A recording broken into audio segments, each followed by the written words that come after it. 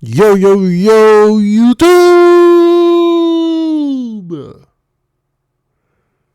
Hey man, it's your boy Drew Woo back with another video, and today we have one that we haven't heard from before. We got Beyond Evil with Killer Leads His Date to a Secret Dungeon. First off, what the fuck? What? Second off, let's get it. What the fuck? This is 19-year-old Sade Robinson leaving a bar with her date, unaware that these are the last hours of her life. No.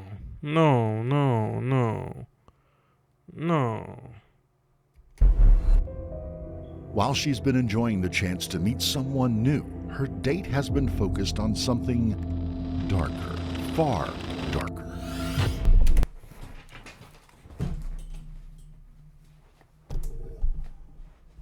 Yo, bro. What? And just minutes from now, he'll put that plan into motion. What happens next will lead Milwaukee police into one of the most disturbing investigations of their careers. That's gnarly, bro. Or just a bone. Ah, shit. It just on the lake there. You found a what down there? A lake. Human lake. It's a rainy afternoon in Milwaukee County when police receive a request for a welfare check on a missing teenager, 19-year-old Sade Robinson. Oh my gosh. Oh my gosh.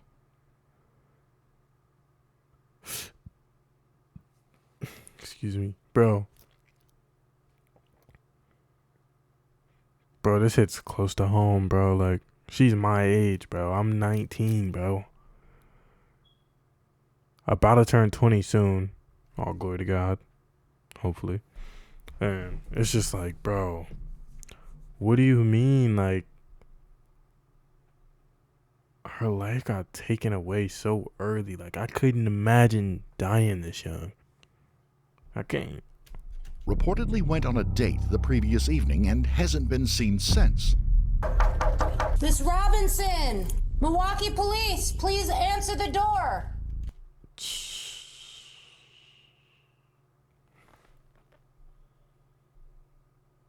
Like, bro, I'm 19.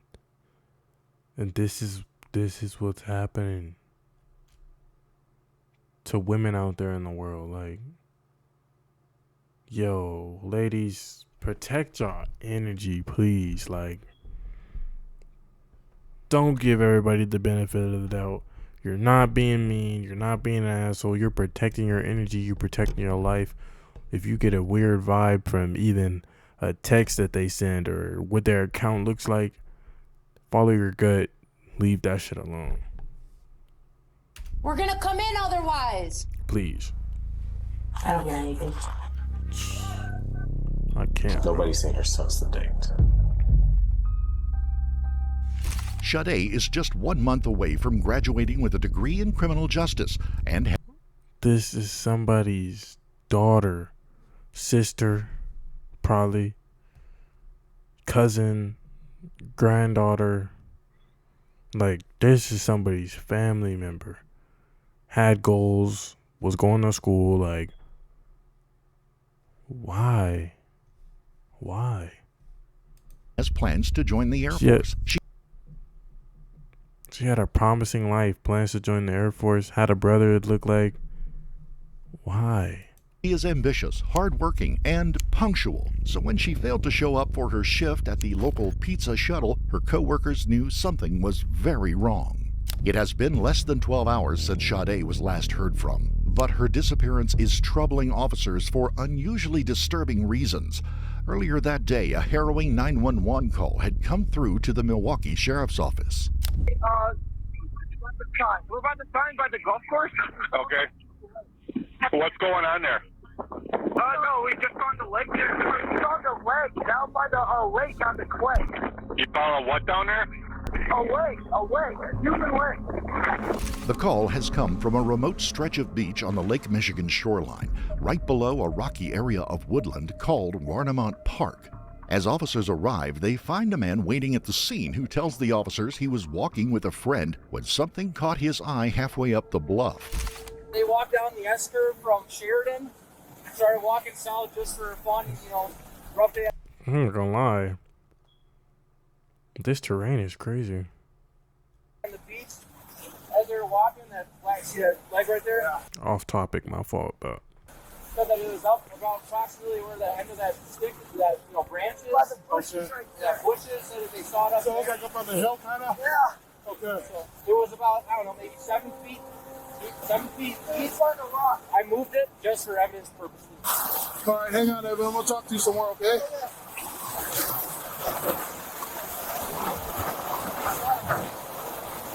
The leg appears to have been cleanly sawn off at the hip. The victim is a young African-American female. Disturbingly, there is still pink nail polish on her toes. If it's up on the hill, like I said, waves aren't going that high. If somebody could, killed and dumped over. Just clear the air, make sure there's not the rest of her up there. That's gnarly, bro. Yeah. I'm not gonna lie. Protect your fucking energy. He probably wanted something. She wasn't going. He or said something he ain't like to him or whatever. Find one before? Or just a bone? Ah, shit. I mean, this is what My heart, bro. My heart, bro. Like, I be having to debrief and take a break from these videos because, like, bro, this shit takes a toll. Like, this shit is crazy. Like, this is, like, literally taking a step into an officer's life through their body cam, watching what they witness and see and have to deal with in real life. This is through a computer. I'm getting speechless. This is through a computer. I'm getting speechless. But bro, they see this shit firsthand. Like, he's looking at this firsthand. I couldn't, bro. I can't. That's what I was saying. Like, it looks like doesn't look that old. You know what I mean? Officers have already made 2 important observations. The body part was not washed ashore, but thrown down from the wooded area above the beach. And whatever happened here occurred just hours ago. Both suspicions will prove correct. 10 miles from the discovery on the lakefront, a young woman has been reported missing, and her burnt-out Honda Civic was found on an abandoned property. While the vehicle has sustained heavy damage, some key evidence does remain. The registration plate belonging to Sade Robinson, the missing teen. Inside the trunk, her purse, shoes, and items of clothing. Police now have a missing woman, a burned-out vehicle, and a severed body part, enough for the Milwaukee County Sheriff's Department to launch a homicide investigation. While forensic teams begin scouring the lakeshore for remains, investigators arrive at the Robinson family home to break the tragic news to Sade's family. It is a routine first step in any investigation. Prayers to the family. But things are about to take a turn that no one anticipated. Sade's sister tells officers that she and Sade share the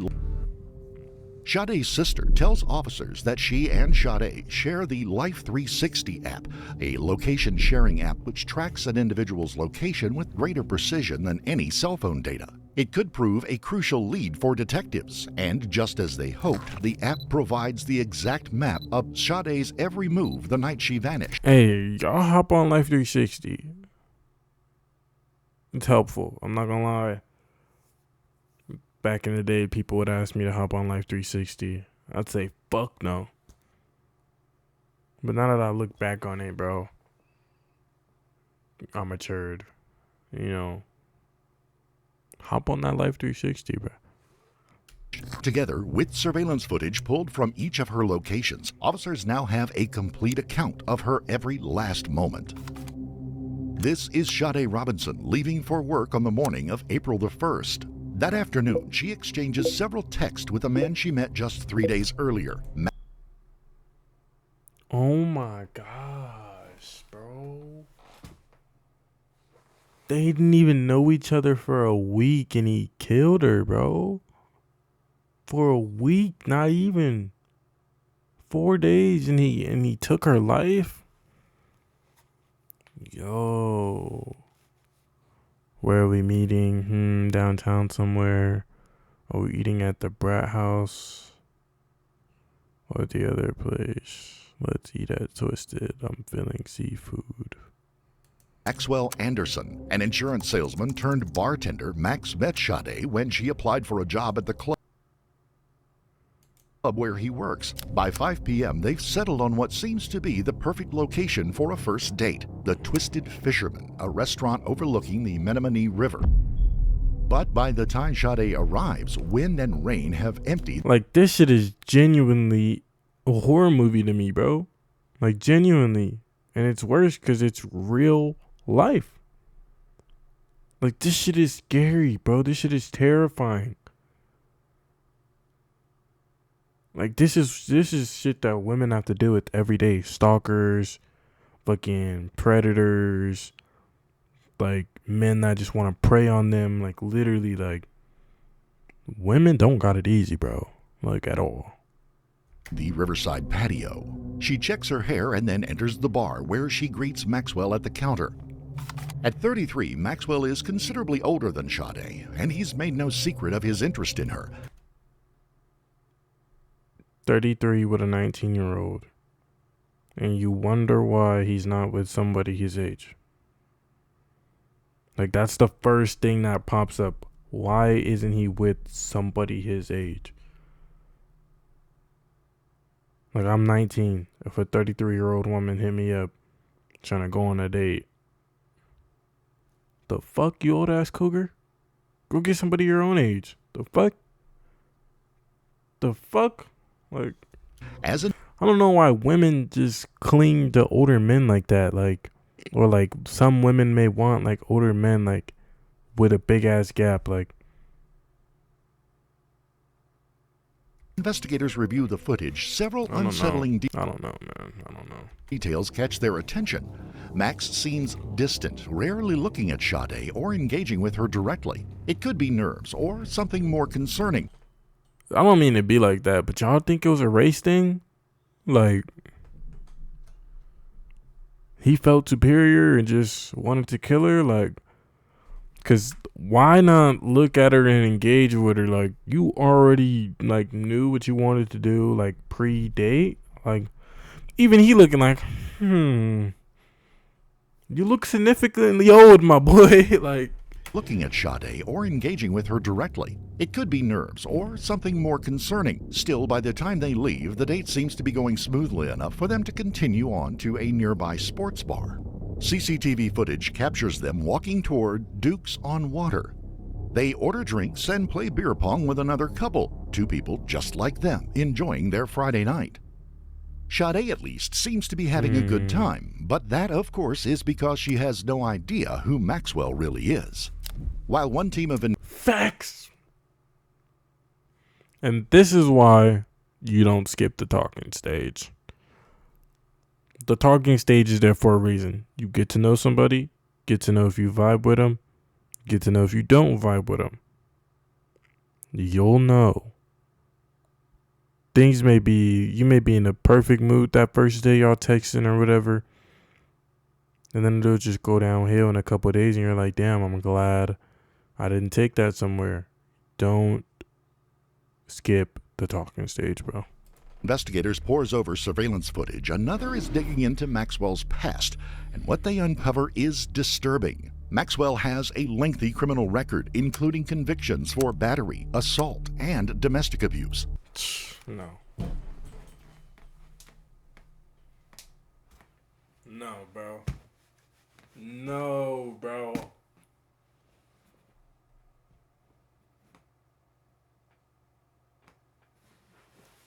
Bro. He is 33 with a history of battery, assault, and domestic abuse. Going out with a 19-year-old, like, do that background check, y'all. Do that background check. More troubling still, just months earlier, a woman had filed a complaint alleging that Max drugged her during a dinner date and then Oh my gosh! I mean, unless you're a detective, it's like if you're the detective themselves, how would she know this? But she's a criminal defense lawyer. Or she was in school to be a criminal defense lawyer. How? Like, you don't see the signs? Like, you don't see the behavior? Bro could have been your future client. Like, and you out here going on dates with him. Like, R.I.P., bro. Like, do that background check. Protect y'all energy. Watch who y'all with, bro. For real. For real. aggressively pressured her to go home with him. She had been so ill, she called a friend to come and collect her. You see,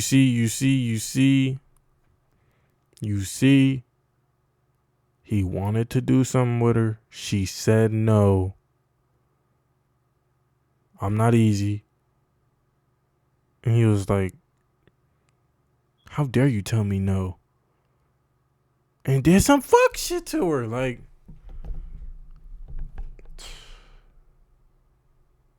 don't give people no access to you like this. Because niggas like this, they think a date means automatically she want to give her body to me. And if she don't, then she dissing me. No, bro. Like, no. Know it yet, but investigators have only scratched the surface. Like, he literally sees females as prey. Like, this shit is sick. At this point, however, the information is not enough. Like, I don't waste my time or my storage, so I'm going to finish this video. But I don't want to finish this video. To conclude that he is capable of This shit is genuinely sick. murder. Surveillance footage shows that at night. But for justice of her, we got to spread her case. For y'all's sake, we got to inform y'all. Like, don't be doing this shit. Like, she ain't do nothing wrong. Like, it was just a date. But still, like, this is a very real problem. Like, you know, people die every day. Be careful. It can be you. Like, you never know who, like, what's going through these people's heads. Like, they have problems.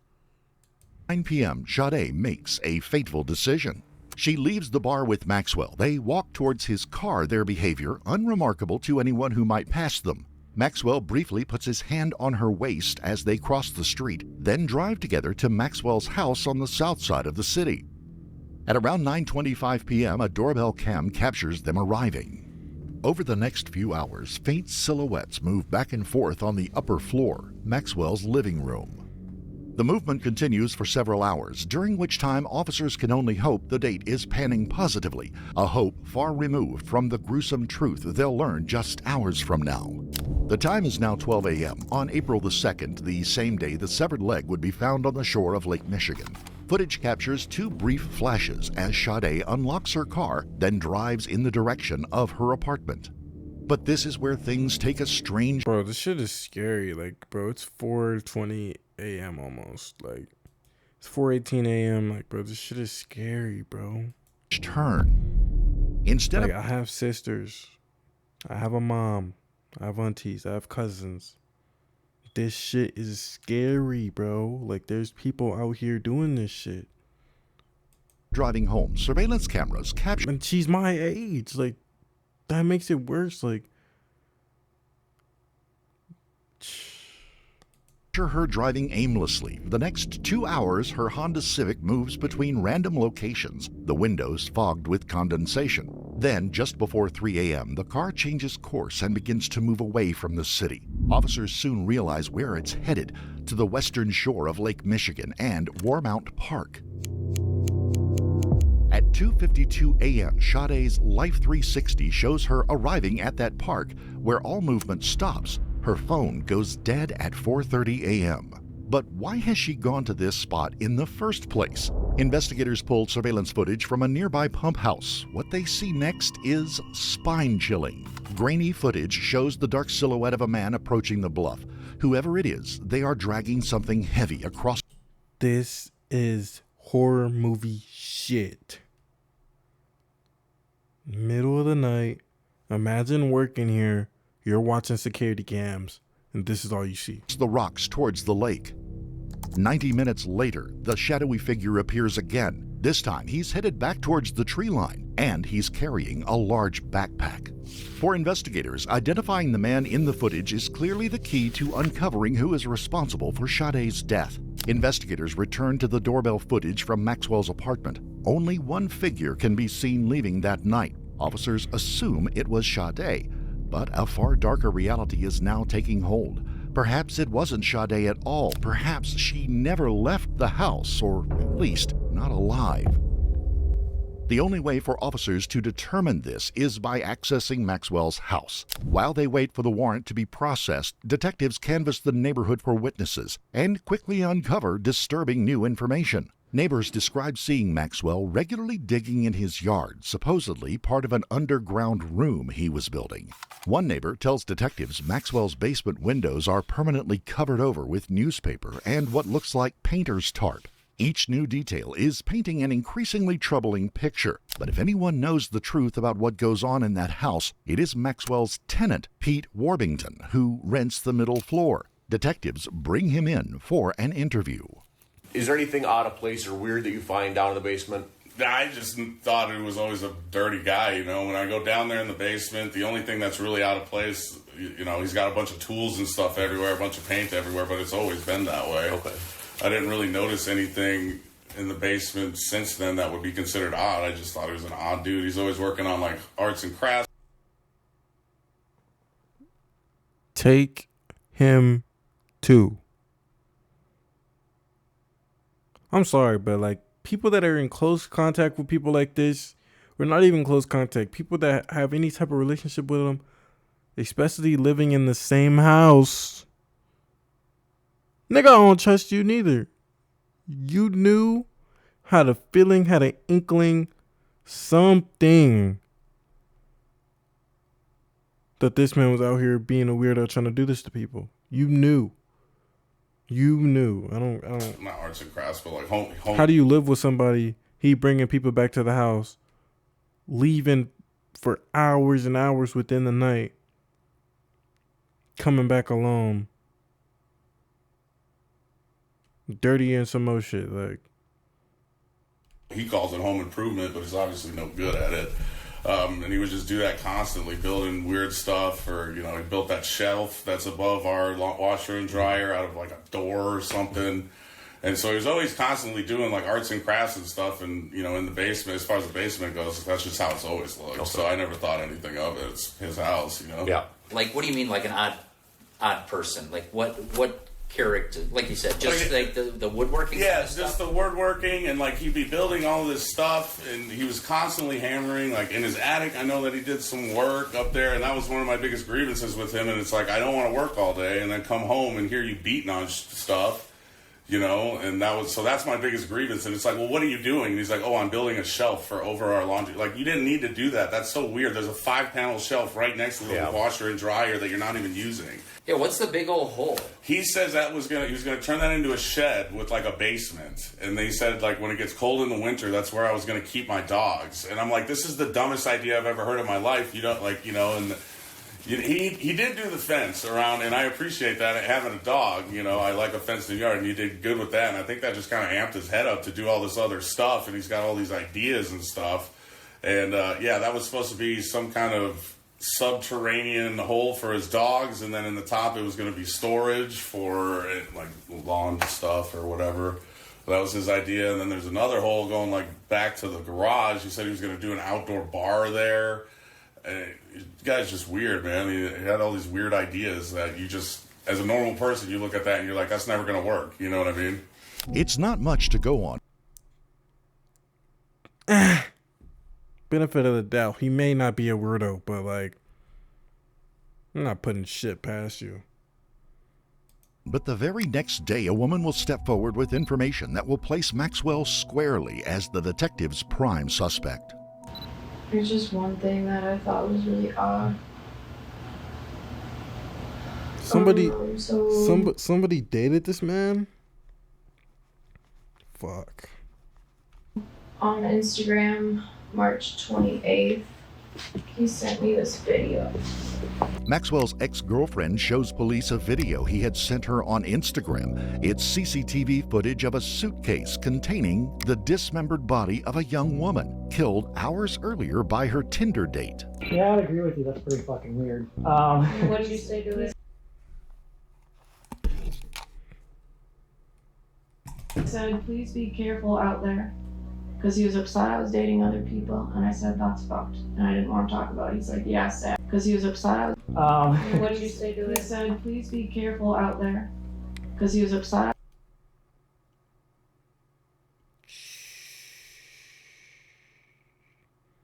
So in spite of his ex-girlfriend, he goes around killing every woman he can't have. But he doesn't kill her. He loves her too much. He just goes around killing people. Like, what? I was dating other people. And I said, that's fucked. And I didn't want to talk about it. He's like, yeah, sad. I'll leave you alone now, starting now. Because I didn't want to talk to him. Meanwhile, another friend tells the police that just a month before meeting Sade, he saw Maxwell's basement covered from floor to ceiling in plastic, with saws and knives scattered around. Maxwell told them he planned to kill and dismember someone there, but the friend had dismissed it as another one of his strange antics. Y'all failed this woman. And every other woman he was doing this to. Y'all failed them. Everybody that had all of this information failed them. Abruptly just failed them. To the max. For officers, however, this is all sounding far more sinister. On April the 12th, like from a D- to a Z. Like, y'all failed miserably to protect anybody. Like, 2 days after Sade's disappearance, a team of officers arrive at Maxwell's house with a search warrant. While another... Like, the ex-girlfriend should have been reported that shit. That's a whole nother investigation that needs to be let out. And then, nigga, he had friends seeing this shit, not saying nothing. The roommate seeing a whole bunch of weird shit, not saying nothing. Like, y'all scared of that nigga? Like, what's up? But as soon as they begin tailing him, he turns and starts heading home. With few other options, officers intercept him 2 blocks from his house under the pretense of a traffic violation, and they arrest him. 32 head to southbound Hampton on, 45 southbound Hampton on for Apollo, return for highway. Any weapons on him, sir? No.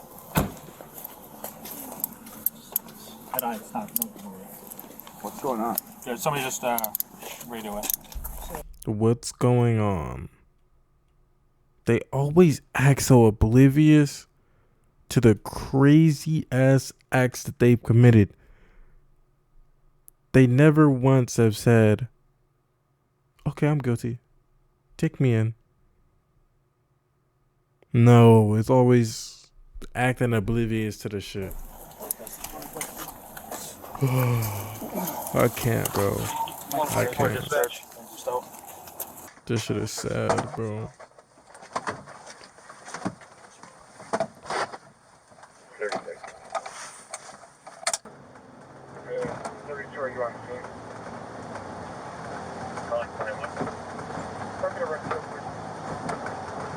Throughout the ride, Maxwell stays calm but looks visibly shaken, as if trying to work out why he's been arrested. He's taken into custody at the Milwaukee police station and escorted into an interrogation room, where he requests a lawyer and never speaks to detectives again. Go up those stairs.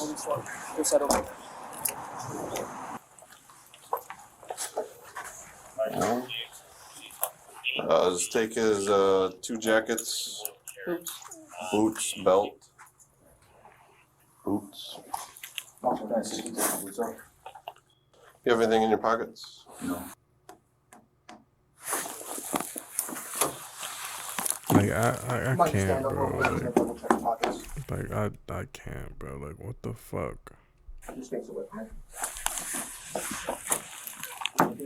His strategy will do nothing to help his case, however. While Maxwell awaits in the county jail, investigators are busy combing through his apartment and downloading the contents of his phone. But here again, things are about to take an unexpected turn. Hold on, I'm nosy. Are busy combing through his apartment and downloading the contents of his phone. Hey, what's up? Just hanging out at home, cleaning some. Still want to meet up later. We can reschedule maybe tomorrow night. Sure, let me know when you're back in town. Saturday should work whenever I start work at 9. Sounds good. I'll text you when I know more specific time. Hope you had a good night. It was alright. Welcome back. Work has been good. How was your trip? I'm on my way to work. Sounds good. But here again, things are about to take an unexpected turn. Detectives searching the apartment are stunned to find no evidence of a crime scene, but all the appearances of one. In fact, this will be one of the most disturbing residences these veteran officers will ever encounter. Bladed weapons are in every room. Machetes, axes, knives, 51 blades in the kitchen alone. Blood spatters are visible on the walls, bedding, and flooring. In the basement. So what the fuck they mean they have no evidence? Officers uncover a makeshift sex dungeon, complete with hidden rooms, slings, restraints, handcuffs, and torture devices. What the fuck?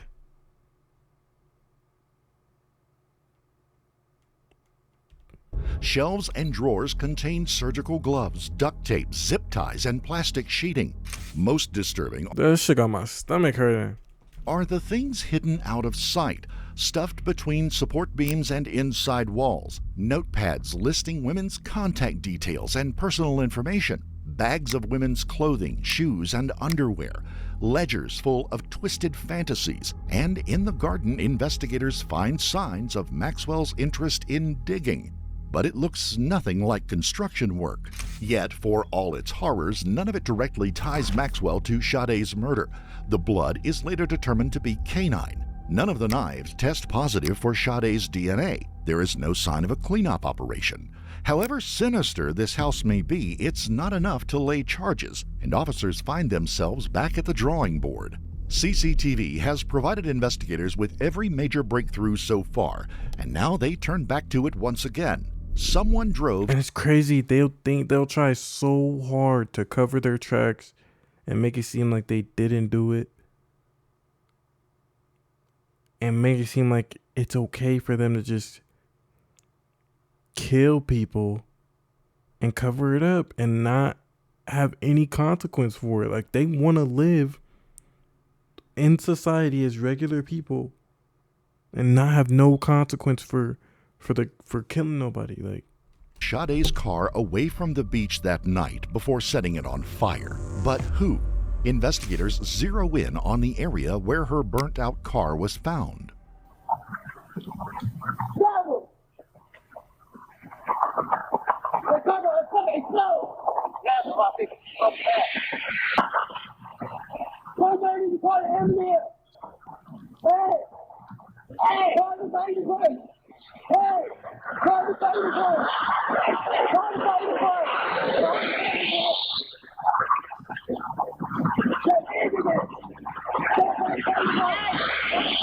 Two witnesses have just seen a car on fire and asked someone to call the fire department, but officers quickly notice one other person in the footage. The unknown figure is wearing a hoodie and carrying a heavy backpack. He moves quickly, like he's trying to distance himself from the scene. A moment later, he reaches a bus stop and boards a city bus. The next footage comes from a camera inside that bus. A man's face comes clearly into view. Maxwell Anderson.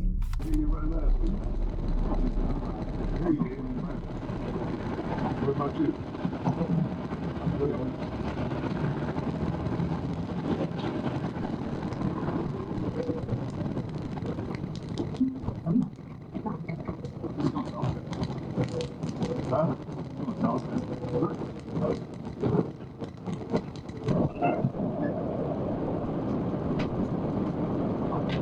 It is powerful circumstantial evidence, but without a crime scene or DNA evidence and still nothing connecting him to her death, not enough. There is, however, one last piece of evidence that investigators have yet to examine, and it's about to provide detectives with the proof they need. When forensic technicians download the contents of Maxwell's phone, they discover dozens of images taken shortly after midnight on April the 2nd. Images of Sade that he had taken and deleted.